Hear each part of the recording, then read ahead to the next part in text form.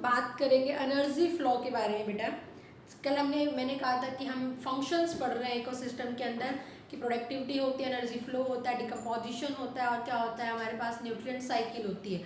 तो हमारे पास में एनर्जी फ्लो को समझने के लिए हमने food chain and food web के बारे में बात की थी कि फूड चेन हमने क्या कहा था, अरेंजमेंट होते हैं, एक सिक्वेंशियल अरेंजमेंट ऑफ ऑर्गेनिज्म जिसके अंदर फूड और एनर्जी ट्रांसफर होती है वन ट्रॉफिक लेवल से नेक्स्ट ट्रॉफिक लेवल से। तो एनर्जी जो फ्लो है वो एक से नेक्स्ट तक हो रही है, लेकिन कितने परसेंट कैसे क्या होती है वो हम बात करेंगे। देखो सीधी सी बात अगर मैं बात करूँ यहाँ पे एनर्जी फ्लो होती है बेटा, it depends upon the law of thermodynamics. आपने फिजिक्स में पढ़ते हो लॉ ऑफ थर्मोडायनामिक्स पढ़ते हो, तो हम यहाँ पे क्या पढ़ते हैं, फिजिक्स और केमिस्ट्री में पढ़ते हो आप लॉ ऑफ थर्मोडायनामिक्स। तो यहाँ पे दो लॉ के ऊपर डिपेंड करती है, एक तो डिपेंड करती है फर्स्ट लॉ ऑफ थर्मोडायनामिक्स के ऊपर,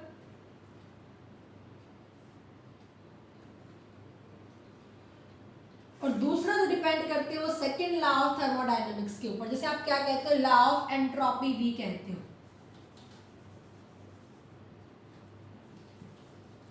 फर्स्ट लॉ सबको पता है भाई, energy can not be created, can not be destroyed but transfer from one form to another form. एक फॉर्म से दूसरी फॉर्म में कन्वर्ट होती है, ना उसे हम बना सकते हैं ना ही वो खत्म हो सकती है। ठीक है, तो आप भी देखना कि यहाँ पे लॉ ऑफ थर्मोडायनामिक्स तो है ही है, क्योंकि हमने जो हम एवरी लिविंग ऑर्गेनिज्म कि इस अर्थ के ऊपर अल्टीमेट सोर्स ऑफ एनर्जी जो होता है वो क्या होता है बेटा, सन होता है। क्या होता है, सन। अगर हम कुछ एक्सेप्ट डीप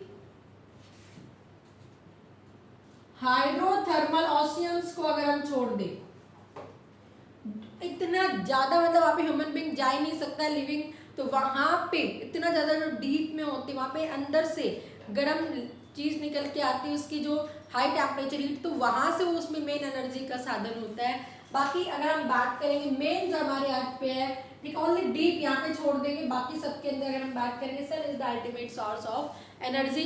सन से एनर्जी आएगी, सोलर एनर्जी प्लांट अब्सॉर्ब करेंगे, देन प्लांट ने क्या किया, सोलर एनर्जी को केमिकल एनर्जी में कन्वर्ट कर दिया।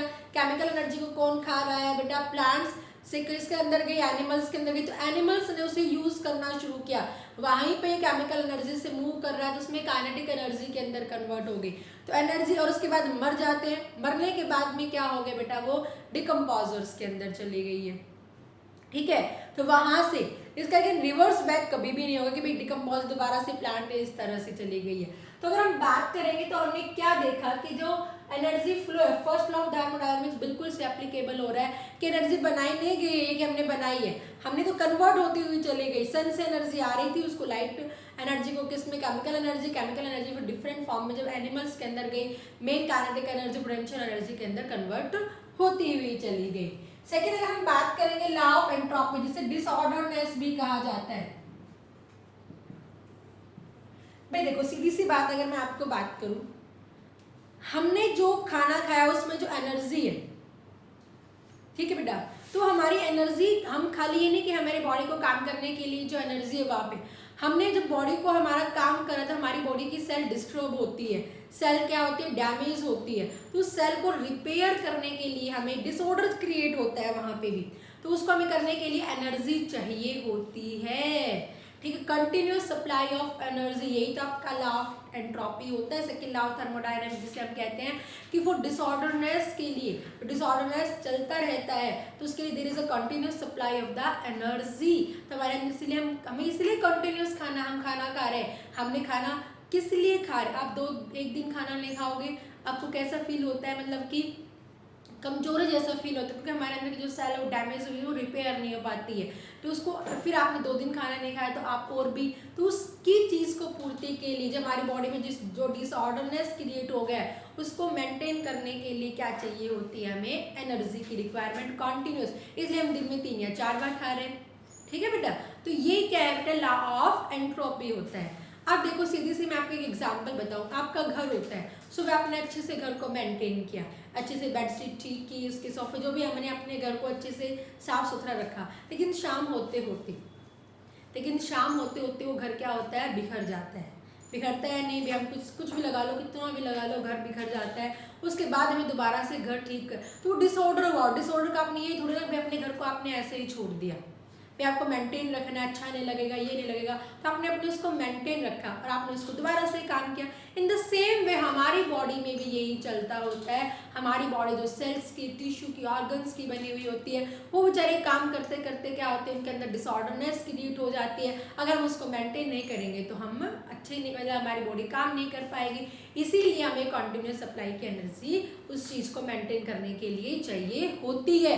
तो इसे हमने क्या कहा, लॉ ऑफ एंट्रोपी। तो एनर्जी फ्लो दोनों लॉ के ऊपर डिपेंड करता है। फर्स्ट लॉ तो चलता ही चलता रहता है, तो सेकेंड लॉ भी जो डिसऑर्डर क्रिएट होता है तो उसके लिए भी कंटिन्यूस सप्लाई की एनर्जी की रिक्वायरमेंट है, जो फूड से हर कोई ऑर्गेनिज्म लेता है। ठीक है बेटा, आगे मेरी बात समझ में। तो अब मैं अगर आपको एक चीज बताऊं, आपको भी सबको पता है अर्थ की जितनी भी रेडिएशन आती है वो सारे तो अर्थ सरफेस पे आती नहीं है, सारी की सारी तो अर्थ सरफेस पे आती नहीं आती है ना। ओनली कितनी आती, क्योंकि कुछ तो अपर एटमॉस्फेयर से रिफ्लेक्ट होके वापस चले जाती है। जो अर्थ के सरफेस पे आती है शॉर्टर वेवलेंथ तो पास जाती है, लॉन्गर वेवलेंथ ही रहती है। तो अर्थ जो हमारी सन की रेडिएशन आती है अर्थ पर,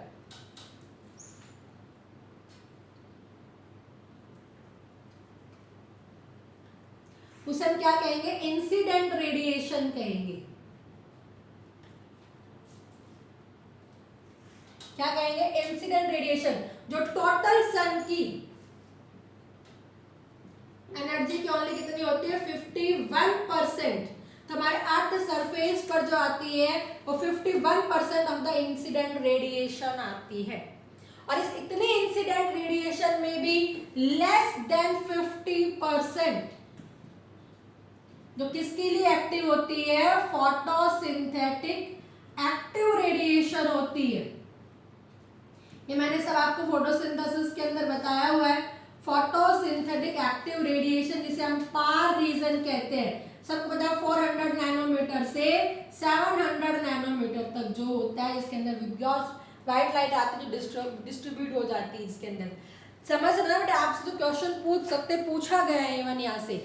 जो सन की रेडिएशन आती है रिफ्लेक्ट होकर वापस चली गई है अर्थ से, जो है वो रिफ्लेक्ट, जितने भी सन की रेडिएशन जो अर्थ की तरफ आती है ओनली उसका 51% ही अर्थ सरफेस पर आ रहा है, इसे हम इंसिडेंट रेज कह रहे हैं। और उस इंसिडेंट रेज में भी लेस देन 50%, मतलब नियर अबाउट 50 बन जाता है वो, जो क्या होता है, फोटोसिंथेटिक एक्टिव रेडिएशन है, जो फोटोसिंथेसिस के लिए जरूरी है, जिसको प्लांट अब्सॉर्ब करेगा। अब ये नहीं कि 50 के 50% को ही प्लांट अब्सॉर्ब करता है, और इस फोटोसिंथेटिक रेडिएशन का भी पार रीजन का भी 2 से 10%, ठीक है, इस पार रीजन का भी 2 से 10% पार्ट ही कौन अब्सॉर्ब करता है, अब्सॉर्ब बाय प्लांट्स। वे सारे रेडिएशन को अब्सॉर्ब नहीं करता, ओनली 2 से 10% ही प्लांट को रिक्वायरमेंट होती है पार रीजन की। अब देखो काफी बार क्वेश्चन आते हैं, क्वेश्चन इंपॉर्टेंट है, हाउ मच एनर्जी इज या how much part of the energy is used by plant in the PAR region, 2%, 5%, इस तरह से आता है। तो आपका मेन आंसर हालांकि 2%, 2 से 10 आपका इस तरह से लिखा मिल जाएगा 2 to 10, लेकिन काफी बार आ जाता है how much part of the energy is utilised by the plant of total incident radiation. अगर पार रीजन आएगा तो उसका तो 2 से 10% ही आ रहा है। अगर इंसिडेंट रेडिएशन आता है कि जो इंसिडेंट रेडिएशन है उसका कितना परसेंट, भाई अगर आप मैथ पढ़ते हो आप तो मुझे बता सकते हो कितना है भाई, क्योंकि पार रीजन हमने क्या कहा, इसका लेस देन 51% है, तो 2 से 10 है, ठीक है, तो आप इसका आधा कर लेंगे तो वो इंसिडेंट रेडिएशन पार थी, मतलब इसका आधा था तो उससे 2 से 10, और टोटल इंसिडेंट रेडिएशन तो कितना हो जाएगा, 125% हो जाएगा। तो ये चीजें याद रखनी है, बहुत ज्यादा इंपॉर्टेंट है बेटा। अगर मैं आपको बात करूं यहाँ पे तो थोड़ा सा क्वेश्चन को समझना है, अच्छे से समझना है, और ये क्वेश्चन एमटीएससी में पूछे जाते हैं, इंपॉर्टेंट है। आपको सीधा 10% एनर्जी ला ना करके आपको इस तरह के क्वेश्चन भी पूछे जाते हैं। आपसे क्वेश्चन पूछा जाएगा कितने इंसिडेंट रेडिएशन अर्थ पर आ रही है, तो हमने क्या कहा 51% है, बाकी रिफ्लेक्ट हो गई अर्थ पे आई, सबने इंसिडेंट रेडिएशन का 51% का, और less than percent incident radiation के 50% से कम PAR रीजन होता है जिसमें फोटोसिंथेटिक रेट चलता है, एक्टिव रहता है, लेकिन इसका पूरा का पूरा अब्जॉर्ब नहीं कर रहा प्लांट, इसका 2 से 10% हिस्सा ही अब्जॉर्ब कर रहा है। तो इंसिडेंट रेडिएशन का वही हिस्सा क्या हो गया 1 to 5%। तो ये छोटी छोटी चीजें आपको याद रखनी है बेटा, बहुत ज्यादा इंपॉर्टेंट है। आई मेरी बात समझ में? अब देखो हम अगर बात करें कि हमने क्या कभी अल्टीमेट जो सोर्स होता है एनर्जी का हमारे पास सन है, सन से रेडिएशन आ रही है, किसने अब्सॉर्ब कर लिया? प्लांट्स ने। प्लांट्स को कौन खा गया? नॉर्मल हम वही फूड चेन बना रहे, ग्रास ओपर, ग्रास ओपर कौन खा गया? फ्रॉग, फ्रॉग को कौन खा गया? स्नेक, और स्नेक को कौन खा गया? ईगल खा गया। तो जितनी भी सन की रेडिएशन थी, ठीक है, हमने क्या कहा भाई, कितनी भी थी उसकी 50% प्लांट ने अब्सॉर्ब, सॉरी अर्थ के ऊपर आई, ठीक है, और अर्थ के ऊपर जो आ रही है उसकी 50% में ओनली 1 to 5% दी।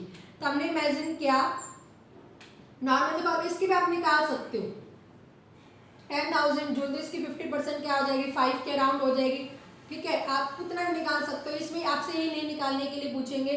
तो हमने इमेजिन किया खाली कि जो प्लांट के ऊपर एनर्जी, प्लांट ने जो अब्सॉर्ब की है, ठीक है, वो कितनी आई? 10,000 जूल ऑफ एनर्जी आई है। क्लियर है बेटा? 10,000 जूल ऑफ एनर्जी यहाँ पे क्या आई है? प्लांट ने, मैंने सोलर एनर्जी को केमिकल एनर्जी में कन्वर्ट किया। सो यहाँ पे प्लांट के अंदर 10,000 जूल ऑफ प्लांट ने वो सोलर एनर्जी को अब्सॉर्ब किया। अब प्लांट ने तो भाई इसमें एनर्जी को यूज किया, फोटोसिंथेसिस प्रोसेस के लिए यूज कर लिया, उसने फूड बना लिया, ठीक है। अब वो फूड, अब ये नहीं कि प्लांट को कौन खाएगा? ग्रास ओपर। ये नहीं कि 10,000, सॉरी 1 लाख है, कितनी लिखी है मैंने? 1 लाख है। तो ये नहीं कि 1 लाख की 1 लाख ग्रास ओपर के अंदर चले जाएगी, ओनली इसका 10% ही जाता है।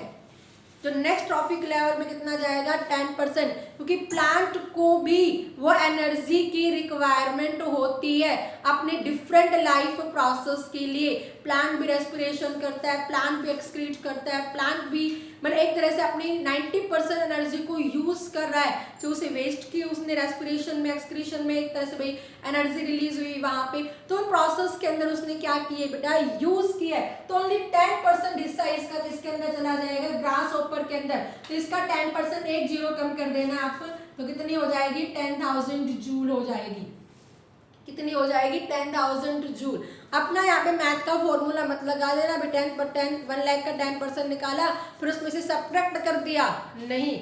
बहुत बच्चे, मैं आपको बताती हूँ, हमारे यहाँ पे एक एग्जाम हुआ था, उसके अंदर 10% एनर्जी लो पूछा गया था कि फर्स्ट ट्रॉफिक लेवल में इतनी है, तो second trophic level, third trophic level में कितनी होगी। तो एक बच्चा इंटेलिजेंट था खूब, और उसने क्या किया? 10% एनर्जी लो को इस तरह से किया, उसको निकाल के माइनस कर दिया। तो आपको सीधा 10%, मतलब इसका 10% डायरेक्ट क्या होता है? इसके अंदर जाएगा 90% एक तरह से उसने वेस्ट, हम तो हमारे लिए तो वो वेस्ट होगा क्योंकि हमें तो मिली ही नहीं है। तो कहने का मतलब, अब उसमें वेस्ट लिखा मिलता है आपको भी, हालांकि उसने अपनी डिफरेंट लाइफ प्रोसेस के लिए यूज किया। ओनली 10% एनर्जी किसके अंदर जाएगी? नेक्स्ट ट्रॉफिक लेवल के अंदर जाएगी बेटा, ठीक है। और उसके बाद अगर हम बात करें, ग्रास ओपर के पास 1000 है, तो फ्रॉक 10,000 है, तो फ्रॉक के पास कितनी जाएगी? Only 1000 of joule. तो फ्रॉक से अगर हम बात करेंगे इसकी स्नेक तक, तो कितनी जाएगी? इतनी। और इसके बाद अगर हम बात करेंगे तो 10 जूल, ईगल तक इतनी ही एनर्जी जा रही इन अ फूड चेन। तो only 10% energy is 10% energy is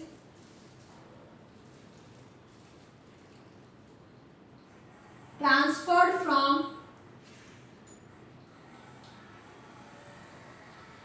one trophic level to next, और इसे क्या कहा जाता है? 10% एनर्जी लो, जिसे किन्होंने दिया था? लिंडमैन ने दिया था इन 1942 के अंदर। याद रखना इंपॉर्टेंट है, तुमसे क्वेश्चन पूछा जाता है, who gave the 10% energy low, and इसको एक्सप्लेन करो, ठीक है। तो आपको पूरा 3 नंबर में इस तरह से क्वेश्चन आते हैं, तो हम क्या लिखेंगे?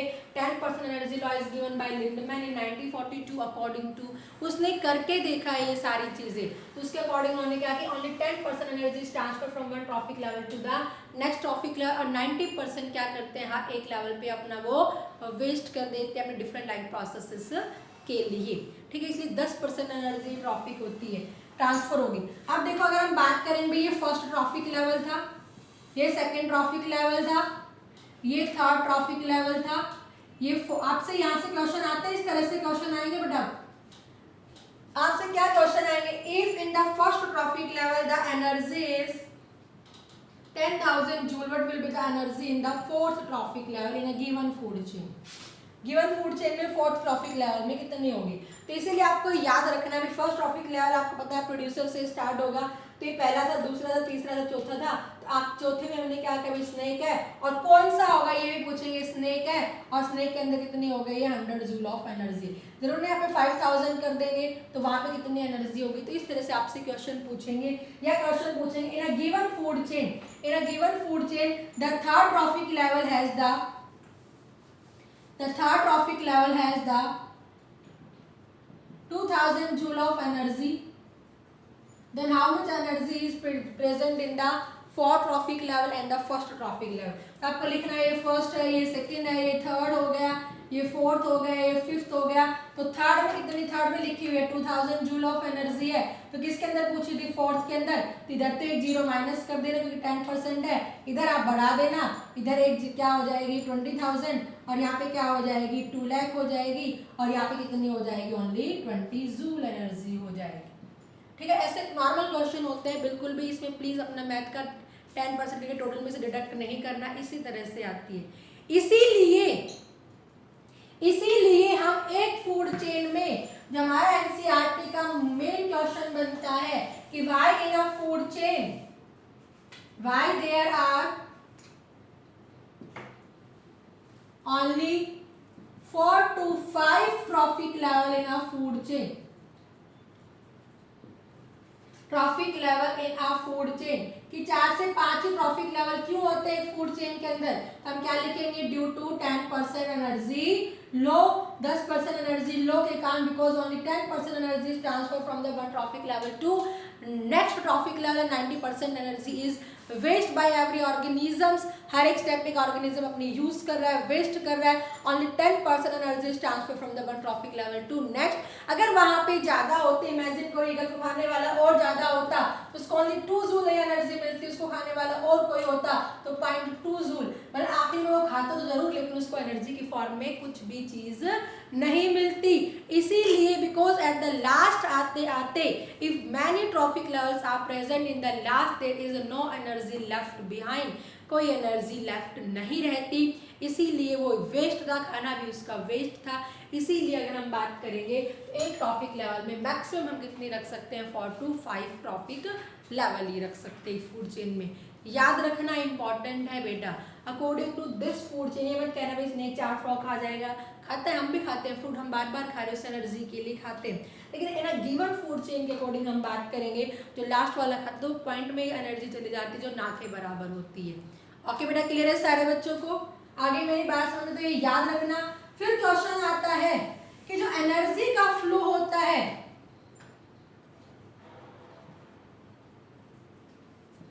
एनर्जी फ्लो इज यूनिडायरेक्शनल, बिल्कुल भाई यूनिडायरेक्शनल है। सन से एनर्जी आई किसके अंदर आई, प्लांट में, ठीक है, मतलब किसके अंदर आई, प्रोड्यूसर्स के अंदर आई, प्रोड्यूसर से किसके अंदर गई है, मतलब अगर हम बात करेंगे तो हर्बीवोरस के अंदर गई है, हर्बीवोरस से प्राइमरी कार्निवोरस के अंदर, सेकेंडरी कार्निवोरस के अंदर ही गई है, या फिर मर जाएंगे तो डिकम्पोजर्स में चली जाती है। ठीक है, क्योंकि डिकम्पोजर हर लेवल पे काम कर सकता है, इसलिए हम डिकम्पोजर को यहाँ पे नहीं करेंगे कि प्लांट मर गया जिसकी एनर्जी को भी वो मरने के बाद में उसमें जो स्टोर थी वहाँ पे चले जाएगी। बट अगर हम बात करेंगे यहाँ पे कभी भी रिवर्ट बैक नहीं आती। क्वेश्चन है हमारा एनसीईआरटी का, आता है हर बार बेटा, याद रखना। ठीक है, इस एनर्जी फ्लो से आपका क्वेश्चन आता है तो आपको ये बता देंगे कि भाई इतने ट्रॉफिक लेवल में इतनी एनर्जी, तो फर्स्ट और फिफ्थ में कैसे भी आपको एनर्जी की गिवन फूड चेन मिलेगी, आपको एक नीचे फूड चेन मिलेगी। तो आपका एनटीएससी में भी क्वेश्चन पूछा गया है सिंपल सा। ठीक है, तो यहाँ पे आपको ध्यान देना है बेटा। तो इसमें कहेंगे एनर्जी फ्लो इज यूनिडायरेक्शनल, हम कहेंगे बिल्कुल energy is always transfer from one trophic level to next, means from sun to plant, plant to herbivorous, herbivorous to the carnivorous, and it never revert back। भाई carnivorous से ये ना carnivorous herbivorous को खा सकता है। ठीक है, मतलब क्या कहेंगे भाई हर्बीवोरस कार्निवोरस नहीं खाएगा, प्लांट हर्बीवोरस नहीं खा सकता है। तो इसलिए वो नेवर रिवर्ट बैक। ये वर्ड जरूर लिखना, मीन जरूर लिखेंगे, energy flow from one trophic level to next, इसलिए हम नेक्स्ट वर्ड लिखते हैं।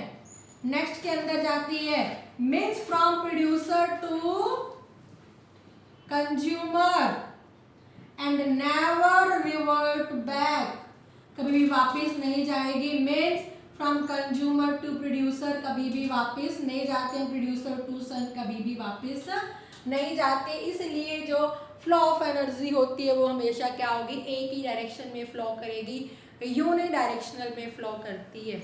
आई मेरी बात समझ में बेटा? तो यही हमारा एनर्जी फ्लो था, ज़्यादा नहीं था, बिल्कुल छोटा सा ही था, लेकिन एक इम्पॉर्टेंट टॉपिक को कवर करता है, इजी टॉपिक पढ़ता है।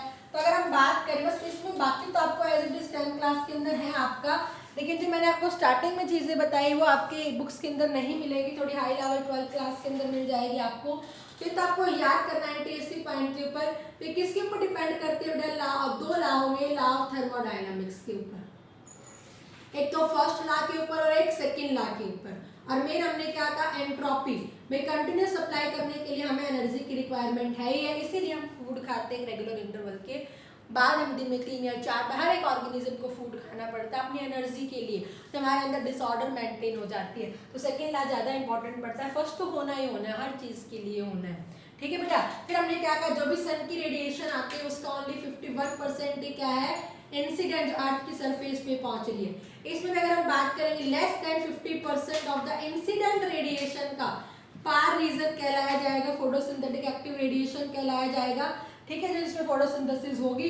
और इस पार रीजन का ओनली 2 से 10% एनर्जी प्लांट क्या करते हैं, अब्सॉर्ब करते हैं। अगर हम इंसिडेंट में बात करेंगे 1 to 5% हो जाएगा इंसिडेंट रेडिएशन की, ठीक है, तो भाई इसका ऑलरेडी 50% से तो कम थी, यहाँ से इसका 50% हाफ करेंगे तो 1 to 5% ही आ जाएगा, ठीक है। तो प्लांट्स जितनी भी सन जितने भी प्लांट के अंदर रेडिएशन आती है उसमें हर एक में, प्रोड्यूसर में, फर्स्ट ट्रॉफिक लेवल में, नेक्स्ट में ग्रास ऊपर में गई, ठीक, किसके अंदर गई, फ्रॉग के अंदर गई, स्नेक के अंदर गई, और किसके अंदर गई, ईगल के अंदर गई। तो only 10% energy is transfer, because 90% क्या हो रहे हैं, उन्होंने अपनी यूज कर ली है, ठीक है, 90% यूज कर रहे हैं, मतलब अपनी बॉडी के लिए, अपनी चीज के लिए, ग्रोथ के लिए। अगर इसके अंदर 10,000 जूल की, तो इसके अंदर 1000, इसके अंदर 100 जूल, इसके अंदर 10 जूल, इसके अंदर 1 जूल।